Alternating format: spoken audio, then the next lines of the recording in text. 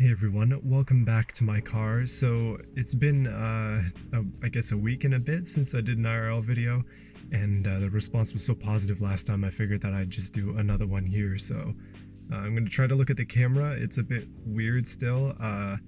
Yeah, so a couple of things. My car is super dirty again for the same reason as last time. I haven't had a chance to clean it. It keeps raining, so there's really no point. And if you see me wearing any brands, like this hoodie is Nike and this is Carhartt, but yeah, I'm not sponsored by them. I'll tell you if I am or not, so don't worry, there's no product placement here. These are top 5 things I like and top 5 things that I dislike about my 2003 Infiniti G35, so here we go. So we may as well start off here in the interior because I think one thing that's good about this car, other than the aforementioned stereo breaking quite often, is that these cars are quite comfortable, and like the seats and materials are nice. The car itself feels good to sit in, and like the things that you touch feel good as well, like the steering wheel, the buttons. That kind of thing is something that I really do like about this car. It's a very comfortable daily driver.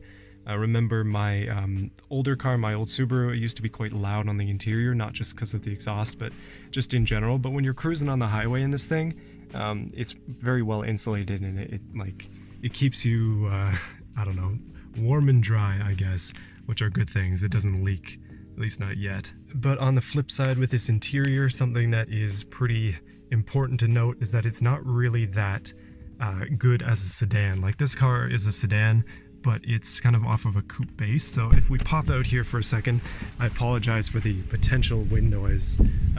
We go into the back. Like, these back seats, they have the ability to fold a little bit.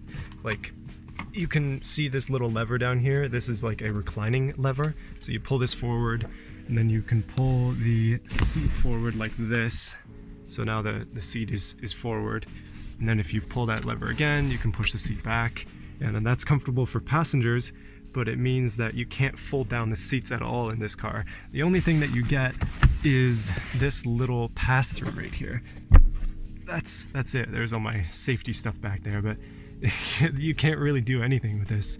It's yeah, it's almost pointless unless you're skiing or something, I guess. But other than that, the seats don't fold down. Another thing that you can see back here is the Bose stereo. Again, I mention this a lot because it bothers me a lot, but underneath this is I believe it's an 8-inch sub, and then under that is an amplifier.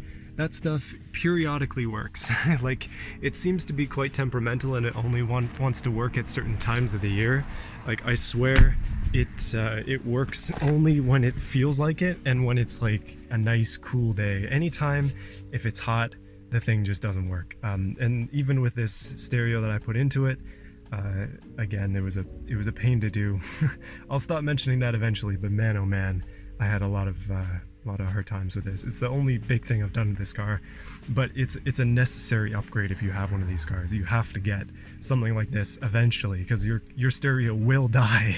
It's a guarantee. But again, there are some trade-offs, and one of the big ones with this car for me is that the engine is a big V6. Now, I have said incorrect things about big V6s in the past, but this one specifically has some good character. Something that I definitely like. So let's pop this bad boy open. Okay, there was basically no way I was going to be able to do that with one hand. So yeah, this is my engine bay. It's not clean by any means. You can see the pine needles. You can hear the cars going by, loud diesel trucks. Thank you very much. But yeah, underneath here we have the advanced front midship 3.5 liter V6 by Infiniti. This is the VQ35 DE, which is an excellent engine, except for the fact that it burns a ridiculous amount of oil. You can see that I'm constantly opening that. Other than that though, it's pretty much bulletproof, and it's got a lot of power. This car has 260 horsepower. Slightly newer versions had 280 before they switched to the 3.7. But yeah, these engines are great. I'm a big fan.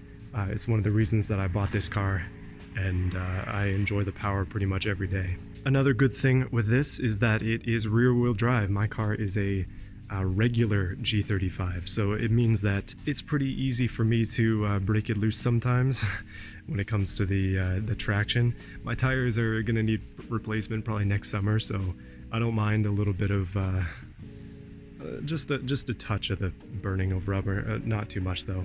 Most of the time I do that just in the winter with the winter tires, the ones that are back here, the ones that are right there, but only really if there's a little bit of snow on the ground. It's pretty much perfect. You can do donuts with one of these cars really easily. Obviously I try to take good care of my car, but sometimes you do have to have a little bit of fun, just a little bit. And then again, one of the big drawbacks of these cars, I'm trying to block out any potential wind noise here, is that with this engine and with this car in general, the fuel economy is horrendous. I think the best I've ever done with mostly highway driving has been 8.3 liters per 100 kilometers. I mean, that doesn't sound that bad, but when you're sucking down premium fuel and when you drive as much as I do a day, it really does add up. And I end up going to the gas station probably twice a week at this point, which bothers me quite a bit. So when I'm spending probably on average $70 every gas station visit, and then I do that twice a week, you can see how it really adds up, especially considering some other people I know, specifically my fiance. Her car barely takes any gas at all. It is a hybrid, so I guess that makes it a bit better, but man oh man, I wish for that. Like, my project car budget would be a lot greater if I wasn't spending $100-ish a week on gas. It's just too much. Okay, so I'm hiding in the garage now. One of the things that's super cool about these cars, again, it's probably going to be, very hard to get both of us at the same time, but one of the things that's super cool about these cars is that this car in particular is the same platform as the 350Z and the G35 Coupe. Obviously, it actually has the same wheelbase as a G35 Coupe, but it's a sedan. That's kind of where the impracticality comes in, and it's got a very similar layout to the 350Z, including having the same engine and pretty much the exact same drivetrain. The only difference is I believe it's longer by 20 centimeters or something like that. So it's essentially a 350Z sedan, and you can pick one of these up for like dirt cheap, way less than you would pay for a 350Z.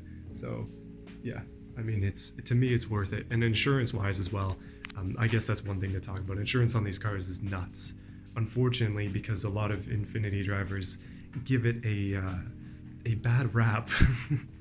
They drive like you know that joke I make, I've made it in the videos a few times about this car, but revving in front of retirement homes, yeah, that's what kind of driver you find in these cars. I see it all the time. Just going down to the shops around this area, there's this one guy who has a super ratty G35, pretty much exactly like mine, and the guy revs it literally everywhere. It's obviously straight piped, and he's hooning it constantly. And I understand that lifestyle, but at the same time, guys like that make it so that this car is very expensive to insure for me, which is not fun. And being somebody who's more responsible with their car is very annoying. I mean, I'm not 25 yet, I'm not married yet or anything like that, so my insurance has potential to go down, but it sucks. It's too much. It's way too much for a sedan. I mean, I could be driving a Civic Si Coupe and it would be less than this car, just to put it in perspective. So that list wasn't exactly formal, but I think I hit 10 things total, 5 bad, 5 good, maybe a couple other pointers in there of things that I don't really like about this car, but also things that I really like about this car. It's Thanksgiving right now. It's Thanksgiving Day actually in Canada. That's the day I'm recording this at the very least. So yeah, I don't know. I'm pretty thankful for this car. I wish I had 2 of them so that I could put a Titan engine in one of them. I don't even have a workbench. Like, what am I talking about? But anyways, yeah, hopefully you enjoyed this video. Oh yeah, for those of you on the Discord making fun of my beard, don't worry, it's gonna stay and it will keep growing forever now. No, it's just because I'm lazy and it's cold. It's shockingly cold here. I'm gonna have snow before I know it in Canada here. Oh yeah, a quick note to other Infiniti drivers.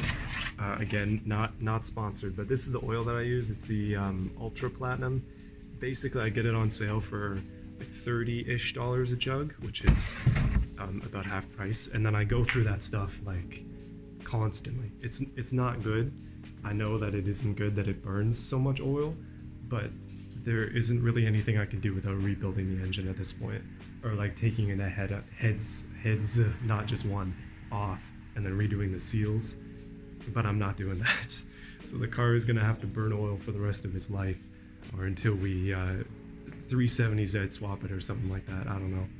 I really like this car and I don't want to get rid of it, but like that would be probably one of the main things that would contribute to that, because oil's not cheap. So I don't know.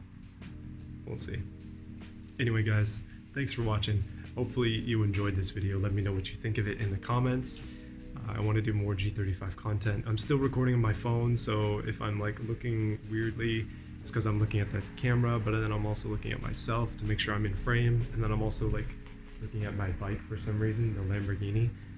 It's actually called a Miata, so I'll do some clickbait about that later, but here we are anyways. Thanks for watching, everybody. See you again soon. Oh yeah, thanks advanced supporters as well. Appreciate you guys. Bye.